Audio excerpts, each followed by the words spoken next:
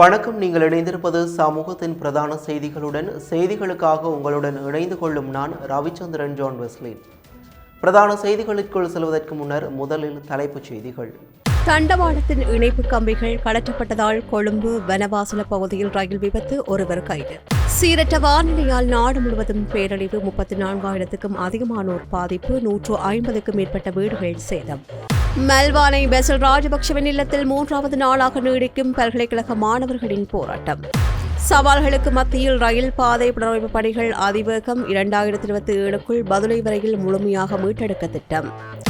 இலங்கையில் 5,000 வாகனங்கள் கருப்பு பட்டியலில் சேர்க்கப்படும் அபாயம், நச்சுப்புகை வெளியிடும் வாகனங்களுக்கு எதிராக அதிரடி தடை.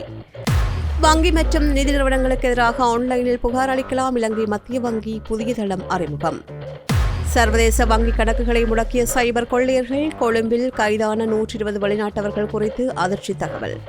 பெருந்தோட்ட வன்முறைகளுக்கு எதிராக நாடாளுமன்றத்தில் அவசர மாநாடு, அமைச்சர் ஆனந்த விஜயபாலவிடம் மனோகணேசன் விடுத்த கோரிக்கை. முள்ளிவாய்க்கால் 17ஆம் ஆண்டு நினைவேந்தல், தாயகம் முதல் ஆஸ்திரேலியா வரையில் சுடரேற்றி கஞ்சி வழங்கி தமிழர்கள் கண்ணீர் அஞ்சலி.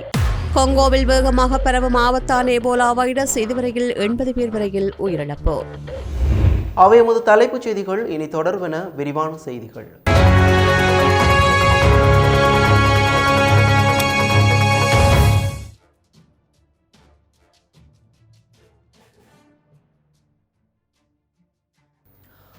வனவாசல உப ரயில் நிலையத்திற்கு அருகில் இன்று காலை இடம்பெற்ற ரயில் விபத்துக்கு ரயில் தண்டவாளத்தின் தடம் மாற்றும் அமைப்பில் உள்ள இணைப்பு கம்பிகள் மற்றும் ஆணிகள் கலற்றப்பட்டிருந்தமையே காரணம் என ரயில்வே திணைக்களம் தெரிவித்துள்ளது. இந்த சம்பவம் தொடர்பாக போதைப் பொருளுக்கு அடிமையான சந்தேக நபர் ஒருவர் பேலியகுட போலீசாரால் கைது செய்யப்பட்டுள்ளார். இதுகுறித்து ரயில்வே திணைக்களத்தின் போக்குவரத்து அத்தியட்சகர் அசங்க சமரசிங்க மேலும் தெரிவிக்கையில், வனவாசல ரயில் நிலையத்திற்கு அருகில் கொழும்பு திண்மக்கழிவு பதப்படுத்துகின்ற வளாகம் அமைந்துள்ளது. இதற்காக பயன்படுத்தப்படுகின்ற தற்போது பயன்பாட்டில் இல்லாத ரயில் பாதையையும் பிரதான பாதையையும் இணைக்கின்ற தடம் மற்றும் அமைப்பின் இணைப்பு கம்பிகளே கலற்றப்பட்டுள்ளன. யாரோ ஒரு நபர் அல்லது ஒரு குழுவினர் திட்டமிட்டோ ஒழுங்கமைக்கப்பட்ட முறையிலோ அல்லது திருடும் நோக்கிலோ இதனை செய்துள்ளார்கள் என்பது ஆரம்பகட்ட விசாரணையில் தெரியவந்துள்ளது. இணைப்பு பாகங்கள் கலற்றப்பட்டதால் தடம் மற்றும் பகுதி தளர்வடைந்துள்ளது. இதன் காரணமாக அந்த வழியை பயணித்த இலக்கம் 507 உடைய ரயிலின் முன்பட்டி பிரதான பாதையிலும் பின்பட்டிகள் திண்மக்கழிவு பதப்படுத்துகின்ற முற்றத்திற்கு செல்கின்ற பாதையிலும் பிரிந்து பயணித்துள்ளன. இவ்வாறு ரயிலின் பெட்டிகள் 2 வெவ்வேறு பாதைகளில் பயணித்ததன் காரணமாகவே ரயிலின் 2வது பெட்டி தடம் 2 விபத்திற்கு உள்ளாகியுள்ளது. இதுகுறித்து ரயில்வே திணைக்களம் சார்பில் காவல்துறையில் முறைப்பாடு செய்யப்பட்டுள்ளதுடன் விசேட விசாரணைகளும் முன்னெடுக்கப்பட்டு வருகின்றன. விபத்து நடந்த இடத்தில் ரயில் தண்டவாளத்தின் ஆணைகளை கலற்றிய குற்றச்சாட்டின் பேரில் பேலியகுட போலீசாரால் ஒரு சந்தேக நபரும் கைது செய்யப்பட்டுள்ளார். கடுமையான போதைப்பொருள் பழக்கத்திற்கு அடிமையான இவரே தண்டவாளத்தில் இருந்து கலற்றப்பட்ட ஆணைகளை ஒரு குறிப்பிட்ட இடத்திற்கு எடுத்து சென்றவர் என்பது போலீசாரின் ஆரம்பகட்ட விசாரணைகளில் உறுதியாகியுள்ளது. இந்த சம்பவத்துடன் தொடர்புடைய மற்றொரு சந்தேக நபரை கைது செய்ய போலீசார் தீவிர விசாரணைகளை மேற்கொண்டு வருகின்றனர். வீட்டி கேஷ் அண்ட் கரி வீட்டி சூப்பர் ஸ்டோரின் கல்யாணி அன்னபூரணி பிராண்டில் அன்றாட வாழ்க்கையின் அனைத்து பொருட்களையும் ஒரே இடத்தில் பெற்றுக்கொள்ள வீட்டி கேஷ் அண்ட் கரி பாரிஸில் லாட்சப்பல். நாட்டில் கடந்த சில நாட்களாக நிலவி வரும் சீரற்ற வானிலை மற்றும் தொடர் மழை காரணமாக நாடு முழுவதும் பெரும் பாதிப்புகள் ஏற்பட்டுள்ளன.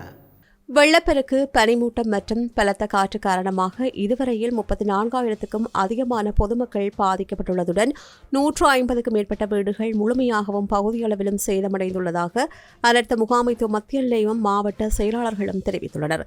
தொடர்ச்சியாக பெய்து வருகின்ற கடும் மழை காரணமாக புத்தளம் மாவட்டத்தில் கடும் வெள்ளப்பெருக்கு ஏற்பட்டுள்ளதாக மாவட்ட செயலாளர் YIM சில்வா தெரிவித்தார். மாவட்டத்தில் உள்ள 6 பிரதேச செயலக பிரிவுகளுக்கு உட்பட்ட 33 கிராம சேவகர் பிரிவுகளில் வாழுகின்ற 8,347 குடும்பங்களைச் சேர்ந்த 30,871 பேர் இந்த வெள்ள அனர்த்தத்தால் பாதிக்கப்பட்டுள்ளார்கள். புத்தளம் பிரதேச செயலக பிரிவிலேயே அதிக பாதிப்புகள் பதிவாகியுள்ளன. இங்கு மட்டும் 20 கிராம சேவகர் பிரிவுகளில் 8,192 குடும்பங்களைச் சேர்ந்த 30,340 பேர் பாதிக்கப்பட்டுள்ளனர். ஆனமடுவ, வனாத்துவில்லு, கரவலஹஸ்வெவ, பல்லகம மற்றும் முந்தல் ஆகிய பகுதிகளும் பாதிக்கப்பட்டுள்ளன. பெனாத்துவில்லு பகுதியில் ஒரு வீடு முழுமையாக சேதமடைந்துள்ளதுடன் மாவட்டம் முழுவதும் 13 வீடுகள் பகுதியளவில் சேதமடைந்துள்ளன. இடம்பெயர்ந்த பொதுமக்களை பாதுகாப்பாக தங்க வைப்பதற்கு 6 பாதுகாப்பு மத்திய நிலையங்கள் அமைக்கப்பட்டு அங்கு 188 குடும்பங்களைச் சேர்ந்த 584 பேர் தங்க வைக்கப்பட்டுள்ளனர். அவர்களுக்கு தேவையான சமைத்த உணவு, சுத்தமான குடிநீர் மற்றும் சுகாதார வசதிகள் செய்து கொடுக்கப்பட்டுள்ளன. அனர்த்த முகாமைத்துவ மத்திய நிலையத்தின் தற்போதைய நிலவரப்படி கடந்த 10ஆம் தேதி முதல் இன்று வரையான கால பகுதிக்குள் நிலவிய சீரற்ற வானிலையால் நாடு முழுவதும் 1263 குடும்பங்களைச் சேர்ந்த 4099 நபர்கள் பாதிக்கப்பட்டுள்ளனர். ரத்னபுரி மாவட்டத்தில் ஒரு வீடு முழுமையாக சேதமடைந்துள்ளது. அத்துடன் 141 வீடுகள் பகுதியளவில் சேதமடைந்துள்ளன. மாவட்ட ரீதியாக களுத்துறையில் 78 வீடுகளும், மட்டக்களப்பில் 25 வீடுகளும், ரத்னபுரியில் 12 வீடுகளும், காலியில் 6 வீடுகளும், கொழும்பில் 5 வீடுகளும், மொனராகலையில் 4 வீடுகளும், யாழ்ப்பாணத்தில் 4 வீடுகளும், கம்பகாவில் 3 வீடுகளும், ஹம்பாந்தோட்டை, அனுராதபுரத்தில் தலா 2 வீடுகளும் சேதமடைந்துள்ளன. கம்பகா மாவட்டத்தில் பெய்து வருகின்ற கடுமழை காரணமாக மக்களின் முக்கிய குடிநீர் ஆதாரமான பெஸ்னாகுட நீர்த்தேக்கத்தின் நீர்மட்டம் வேகமாக உயர்வடைந்துள்ளது. இதன் காரணமாக நேற்று அதன் 3 வான் கதவுகள் திறக்கப்பட்டுள்ளன. இதனால் அத்தனகல ஓயா ஆற்றின் இருமரங்கிலும் வசிக்கின்ற பொதுமக்கள் மிகுந்த அவதானத்துடன் இருக்குமாறு அனர்த்த முகாமைத்துவ பிரிவு அறிவுறுத்தியுள்ளது. மலையகத்தின் ஹப்புத்தலை நகரிலும் அதனைச் சுற்றியுள்ள பகுதிகளிலும் இன்று அதிகாலை முதல் கடும் பனிமூட்டத்துடனான காலநிலை நிலவி வருகின்றது. இதனால் ஹப்புத்தலை, பெரகல பிரதான வீதி உட்பட பல பகுதிகளில் வீதிகள் மற்றும் சூழலை தெளிவாக காண முடியாத நிலை காணப்படுகின்றது. விபத்துக்களை தவிர்க்கும் பொருட்டு வாகன சாரதிகள் தங்களது மின் விளக்குகளை ஒளிரவிட்டவாறும் கட்டுப்பாடான வேகத்திலும் மிகுந்த அவதானத்துடன் வாகனங்களை செலுத்துமாறும் போக்குவரத்து போலீசார் மற்றும் பிராந்திய செய்தியாளர்கள் கேட்டுக் கொண்டுள்ளனர். முன்னாள் அமைச்சர் பசில் ராஜபக்சவுக்கு சொந்தமானது என கூறப்படும் மல்வானை பகுதியில் அமைந்துள்ள இல்லத்தில் அகில இலங்கை பல்கலைக்கழக மாணவர் ஒன்றியம் 3வது நாளாக இன்றும் தங்கியிருந்து தமது போராட்டத்தை தொடர்ந்து முன்னெடுத்து வருகின்றது. நேற்று கல்வி அமைச்சின் அதிகாரிகளுடன் மாணவர் ஒன்றிய பிரதிநிதிகள் நடத்திய பேச்சுவார்த்தை தோல்வியடைந்த நிலையிலேயே அவர்கள் அங்கிருந்து வெளியேறாமல் 3வது நாளாகவும் அங்கு தங்கியிருந்து போராட்டத்தை தொடர தீர்மானித்துள்ளனர். சர்ச்சைக்குரிய குறித்த இல்லத்தையும் அது அமைந்துள்ள காணியையும் அரசாங்கம் உடனடியாக உத்தியோகமாக பொறுப்பேற்று பொதுமக்களின் பயன்பாட்டிற்காக கையளிக்க வேண்டும் என்று போராட்டத்தில் ஈடுபட்டுள்ள பல்கலைக்கழக மாணவர்கள் கோரிக்கை விடுத்துள்ளனர். முன்னாள் நிதியமைச்சர் பசில் ராஜபக்சவிற்கு சொந்தமானது என்று கூறப்பட்ட மல்வானை பகுதியில் 16 ஏக்கர் நிலப்பரப்பில் அமைக்கப்பட்டிருந்த இந்த ஆடம்பர இல்லம் கடந்த நல்லாட்சி அரசாங்க காலத்தில் நீதிமன்ற நடவடிக்கை ஒன்றின் ஊடாக அரசாங்கத்தால் கையகப்படுத்தப்பட்டது. குறித்த வழக்கு விசாரணையின் போது இந்த இல்லத்தின் உண்மையான உரிமையாளரை சட்டபூர்வமாக அடையாளம் காண முடியாமல் போன பின்னணியில் கடந்த அறகலைய போராட்ட காலத்தின் போது இந்த இல்லம் போராட்டக்காரர்களால் தீக்கிரையாக்கப்பட்டிருந்தது. இவ்வாறானதொரு வரலாற்று பின்னணியை கொண்ட இந்த இல்லத்திற்குள் அகில இலங்கை பல்கலைக்கழக மாணவர்கள் ஒன்றியம் கடந்த வியாழக்கிழமை திடீரென்று நுழைந்து அதனை தமது கட்டுப்பாட்டுக்குள் கொண்டு வந்திருந்தமை குறிப்பிடத்தக்கது. பல்வேறு இயற்கை மற்றும் புவியியல் சவால்களுக்கு மத்தியிலும் நாட்டின் ரயில்வே உட்கட்டமைப்பு வசதிகளை மீட்டெடுக்கும் பணிகள் அதிவேகமாக முன்னெடுக்கப்பட்டு வருவதாக இலங்கை ரயில்வே திணைக்களம் தெரிவித்துள்ளது. இதுகுறித்து ரயில்வே திணைக்களத்தின் தலைமை பொறியியலாளர் பிரியந்த தீகல விடுத்துள்ள விசேட அறிவிப்பில் பேராதனை ரயில்வே பாலத்தின் கட்டுமானப் பணிகள் இன்னும் 4 முதல் 5 மாதத்திற்குள் நிறைவடையும் என்று எதிர்பார்க்கப்படுகின்றது. இந்த ஆண்டின் இறுதிக்குள் பாலத்தின் அனைத்து பணிகளும் முழுமையாக நிறைவு செய்யப்படும். இதன் மூலம் மலையக ரயில் பாதையின் கண்டி வரையிலான ரயில் சேவைகள் மிக விரைவில் நிச்சயமாக மீண்டும் ஆரம்பிக்கப்படும் என்று தலைமை பொறியியலாளர் உறுதியளித்துள்ளார். மாத்தளைக்கான ரயில் பாதை மற்றும் கம்பளையிலிருந்து நாவலப்பட்டி வரையான ரயில் பாதை பகுதிகள் தற்போதைய சூழலில் மிகவும் சவாலானவையாக காணப்படுகின்றன. இந்த பகுதிகளுக்கு செல்வதற்கான பிரதான வீதி இணைப்புகள் இல்லாததால் கட்டுமான பணிகளுக்கான பொருட்களை தரை வழியாக கொண்டு செல்வது கடினமாக உள்ளது. இதன் காரணமாக ஒவ்வொரு பகுதியாக மெதுவாக பணிகளை முன்னெடுக்க வேண்டிய நிலை ஏற்பட்டுள்ளதாக அவர் குறிப்பிட்டார். சுற்றுச்சூழலுக்கும் மனித உடல்நலத்திற்கும் கடுமையான தீங்கு விளைவிக்கும் வகையில் நச்சுத்தன்மை வாய்ந்த கருப்பு புகையை வெளியிடும் சுமார் 5000த்திற்கும் அதிகமான வாகனங்களை மோட்டார் போக்குவரத்து திணைக்களம் அடையாளம் கண்டுள்ளது. இந்த வாகனங்களுக்கு எதிராக கடுமையான தடை உத்தரவுகளை பிறப்பிக்கவும் அவற்றை கருப்பு பட்டியலில் சேர்க்கவும் நடவடிக்கை எடுக்கப்பட்டு வருகின்றது. அதிகளவில் நச்சு புகையை வெளியிட்டு செல்கின்ற வாகனங்கள் தொடர்பான புகைப்படங்கள் மற்றும் காணொலிகளை பொதுமக்கள் 0703500525 என்ற பிரத்யேக வாட்ஸ்அப் எண்ணிற்கு அனுப்பி வைத்துள்ளார்கள். இதன் மூலமாக இத்தனை 1000 வாகனங்கள் அடையாளம் காணப்பட்டுள்ளதாக மோட்டார் போக்குவரத்து திணைக்களம் தகவல் வெளியிட்டுள்ளது. நச்சுப்புகையை சுவாசிப்பதன் காரணமாக உலகளவில் ஒவ்வொரு ஆண்டும் சுமார் 60 லட்சம் பேர் உயிரிழப்பதாக உலக சுகாதார அமைப்பு எச்சரித்துள்ளது. இலங்கையை பொறுத்தவரையில் இந்த நச்சுப்புகை நகர்ப்புற பகுதிகளிலும் குறிப்பாக கொழும்பு மற்றும் அதனை சுற்றியுள்ள பகுதிகளில் வாழுகின்ற மக்களுக்கு கடுமையான உடல்நல அச்சுறுத்தல்களை ஏற்படுத்தி வருவதாக சுட்டிக்காட்டப்பட்டுள்ளது. நச்சுப்புகையை வெளியிடுகின்ற வாகனங்களை கண்டறிந்து தண்டிப்பதற்காக நாடு முழுவதும் போலீசாரும் பின்னரும் மோட்டார் வாகன பரிசோதகர்களும் விசேட பணியில் ஈடுபடுத்தப்பட உள்ளனர். இதுகுறித்து போக்குவரத்து மற்றும் வீதி பாதுகாப்பு பிரிவுக்கு பொறுப்பான பிரதி போலீஸ் மா அதிபர் WBJ சேனாதிர மற்றும் மோட்டார் போக்குவரத்து திணைக்களத்தின் உயர் அதிகாரிகள் தெரிவிக்கையில், அதிக புகை வெளியிடும் வாகனங்களுக்கு உடனடியாக தடை உத்தரவுகள் பிறப்பிக்கப்பட்டு அவற்றின் குறைபாடுகளை சரி செய்து சீரமைக்குமாறு கால அவகாசம் வழங்கப்படும். உத்தரவை மீறி குறைபாடுகளை சரி செய்ய தவறும் வாகனங்கள் போக்குவரத்து திணைக்களத்தின் கணனி அமைப்பிலிருந்து முற்றாக நீக்கப்பட்டு கருப்பு பட்டியலில் சேர்க்கப்படும் என்று அறிவுறுத்தப்பட்டுள்ளது. வங்கிகள் மற்றும் நிதி நிறுவனங்களுக்கு எதிரான நுகர்வோர் முறைப்பாடுகளை வாடிக்கையாளர்கள் மிகவும் எளிதாகவும் விரைவாகவும் சமர்ப்பிக்கும் வகையில் இலங்கை மத்திய வங்கி புதிய இணையவழி முறைப்பாட்டு முகாமைத்துவ முறைமை ஒன்றினை அறிமுகப்படுத்தியுள்ளது. மத்திய வங்கியின் ஒழுங்குமுறை கட்டமைப்புக்குள் முறைப்பாடுகளை கையாளுவதில் பொறுப்புக்கூறல், செயல்திறன் மற்றும் வெளிப்படைத்தன்மை ஆகியவற்றை அதிகரிக்கும் நோக்கில் இந்த டிஜிட்டல் தளம் உருவாக்கப்பட்டுள்ளது. வாரத்தின் 7 நாட்களும் 24 மணித்தியாலங்களும் செயற்படும் இந்த தளத்தின் மூலம் நுகர்வோர் தமக்கு வசதியான எந்தவொரு நேரத்திலும் முறைப்பாடுகளை பதிவு செய்ய முடியும். தாங்கள் சமர்ப்பித்த முறைப்பாடுகளின் தற்போதைய நிலை மற்றும் அதன் முன்னேற்றங்களை வாடிக்கையாளர்கள் இணைய வழியிலேயே நேரடியாக கண்காணித்துக் கொள்ள முடியும். காகித ஆவணங்கள் அடிப்படையிலான செயல்பாடுகள் குறைக்கப்படுவதால் முறைப்பாடுகளுக்கு தீர்வு காண்பதில் ஏற்படுகின்ற தேவையற்ற கால தாமதங்கள் இனி தவிர்க்கப்படும். நுகர்வோர் தங்களின் முறைப்பாடுகளை அல்லது குறைகளை நேரடியாக மத்திய வங்கியிடம் சமர்ப்பிக்க முடியாது. அதற்கான வழிமுறைகளை மத்திய வங்கி தெளிவுபடுத்தியுள்ளது. நுகர்வோர் தங்களின் குறைகளை முதற்கட்டமாக சம்பந்தப்பட்ட நிதிச் சேவை வழங்குநரிடமே நேரடியாக சமர்ப்பிக்க வேண்டும். அவ்வாறு சமர்ப்பிக்கப்பட்ட முறைப்பாடுகளுக்கு அந்த நிறுவனங்கள் உரிய காலத்திற்குள் தீர்வு காண தவறினால் அல்லது அவர்களின் பதில்கள் திருப்தி அளிக்காத பட்சத்தில் மட்டும் இந்த இணையவழி முறையின் ஊடாக இலங்கை மத்திய வங்கியிடம் முறையிட முடியும் என்று அறிவுறுத்தப்பட்டுள்ளது. கொழும்பு நகரின் மிகச்சிறந்த முகவரிகளில் ஒரு புதிய வாழ்க்கை முறையின் அடையாளம் உருவாகிறது. Blue ocean group. Colombo Rajagiriya பகுதியில் இணையவழி நிதி மோசடியில் ஈடுபட்ட குற்றச்சாட்டில் கைது செய்யப்பட்டு விளக்கமறியலில் வைக்கப்பட்டுள்ள 120 வெளிநாட்டு சந்தேக நபர்கள் இலங்கையிலிருந்து கலிபோர்னியா மற்றும் சவுதி அரேபியாவின் வங்கி கணக்குகளை ஊடுருவி மோசடி செய்துள்ள அதிர்ச்சி தகவல் விசாரணைகளில் அம்பலமாகியுள்ளது. கைது செய்யப்பட்டவர்கள் தொடர்பான இந்த விவரங்களை கொழும்பு மேலதிக நீதவான் நுவான் ஹவுஷல்ய முன்னிலையில் வெலிக்கடை போலீசார் நேற்று நீதிமன்றத்தில் சமர்ப்பித்தனர். சந்தேக நபர்களிடமிருந்து கைப்பற்றப்பட்ட மின்னணு சாதனங்களில் முதற்கட்டமாக 3 கணனிகள் இலங்கை கணனி அவசர தயார்நிலை பிரிவிற்கு அனுப்பி வைக்கப்பட்டு பரிசோதிக்கப்பட்டன.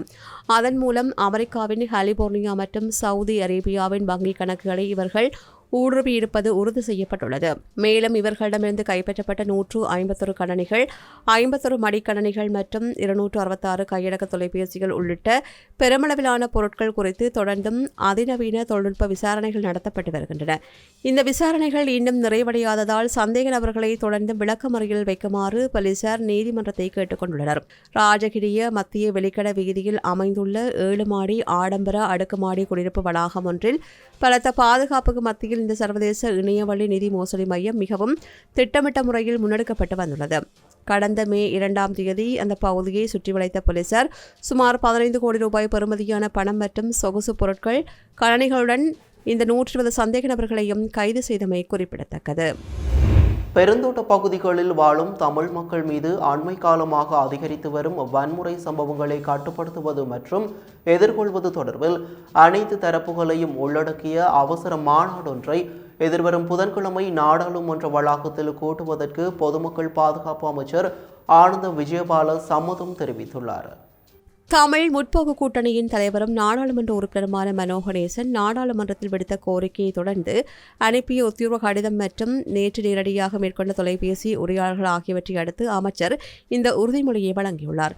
எதிர்வரும் புதன்கிழமை இடம்பெறவுள்ள இந்த அவசர மாநாட்டில் தமிழ் முற்போக்கு கூட்டணி மற்றும் இலங்கை தொழிலாளர் காங்கிரஸ் ஆகிய கட்சிகளை பிரதித்துவப்படுத்துகின்ற நாடாளுமன்ற உறுப்பினர்களுடன் 5 முக்கிய சிவில் சமூக செயற்பாட்டாளர்களும் கலந்து கொள்ளவுள்ளார்கள். தோட்ட பகுதிகளில் மீண்டும் மீண்டும் இடம்பெறும் வன்முறைகளுக்கு நிரந்தரமான மற்றும் அமைதியான தீர்வை காண்பது இந்த மாநாட்டின் முக்கிய நோக்கம் என்று நாடாளுமன்ற உறுப்பினர் மனோ கணேசன் தெரிவித்துள்ளார். அமைச்சர் ஆனந்த விஜயபாலவிற்கு மனோ கணேசன் அனுப்பியுள்ள கடிதத்தில் அண்மைய நாட்களாக ரத்னபுரி மற்றும் நுவரெலியா மாவட்டங்களில் பதிவாகியுள்ள தொடர்ச்சியான வன்முறை சம்பவங்கள் தோட்ட சமூகங்கள் மற்றும் அரசியல் பிரதிநிதிகள் மத்தியில் பெரும் அச்சத்தையும் கவலையையும் ஏற்படுத்தியுள்ளது. கடந்த மே 14ஆம் தேதி உடபுசலாவ காவல்துறை பிரிவுக்கு உட்பட்ட பகுதியில் மற்றொரு வன்முறை சம்பவம் பதிவாகியுள்ளது. இதில் நபர் ஒருவர் கொடூரமாக தாக்கப்பட்டு காயமடைந்த நிலையில் மருத்துவமனையில் அனுமதிக்கப்பட்டுள்ளார். இந்த விவகாரம் தொடர்பில் கடந்த வாரம் நாடாளுமன்ற உறுப்பினர் ஜீவன் தொண்டமான் மற்றும் எதிர்க்கட்சித் தலைவர் சஜித் பிரேமதாஸ் ஆகியோருடன் இணைந்து நாடாளுமன்றத்தில் கூட்டாக குரல் எழுப்பப்பட்டது.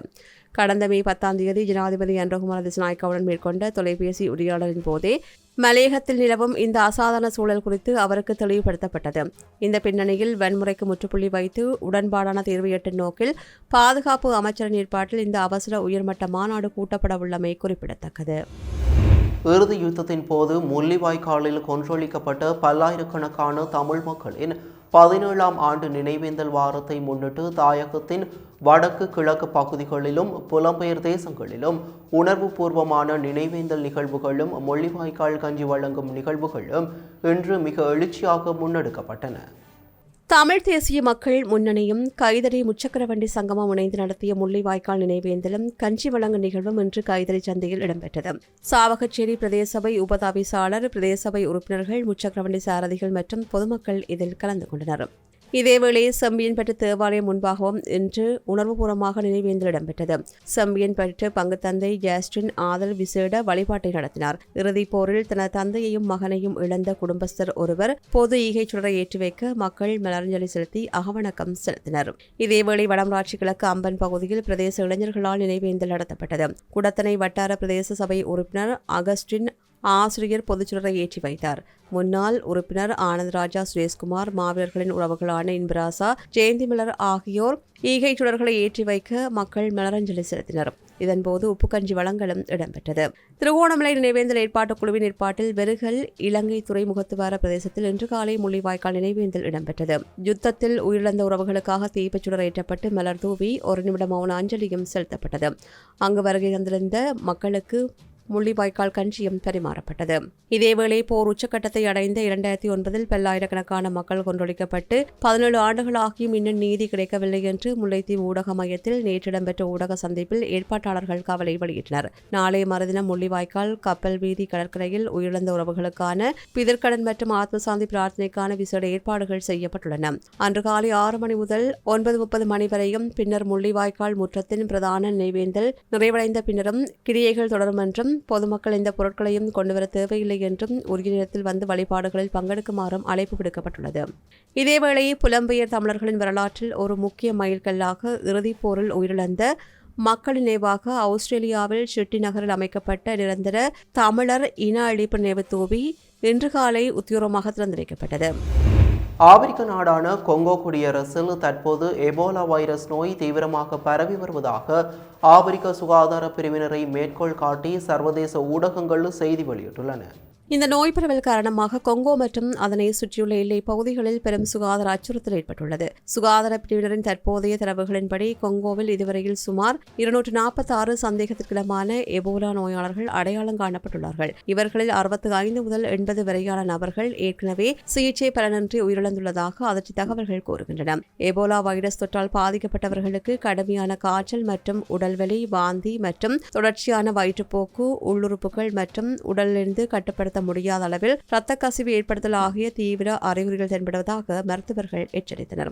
உலக சுகாதார நிறுவனத்தின் கூற்றுப்படி இந்த முறை கொங்கோவில் பரவி வருவது ஃபுண்டிபுகேயா எனப்படுகின்ற ஆபத்தான எபோலா வைரஸ் வகை என்று அடையாளம் காணப்பட்டுள்ளது.